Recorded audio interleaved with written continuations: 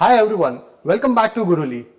Essay writing is a 20-minute task where you have to write 200 to 300 words and it can seriously lift or drop your writing score. So you need to know what topics are coming. In this video, we are covering Gurully's most predicted essay topics for the May 2026 based on the real exam trends. For each topic, think about your positions, true strong arguments, example and a quick conclusion. Use our templates to stay on topic and you are good to go. So without further delay, let's get started with this video.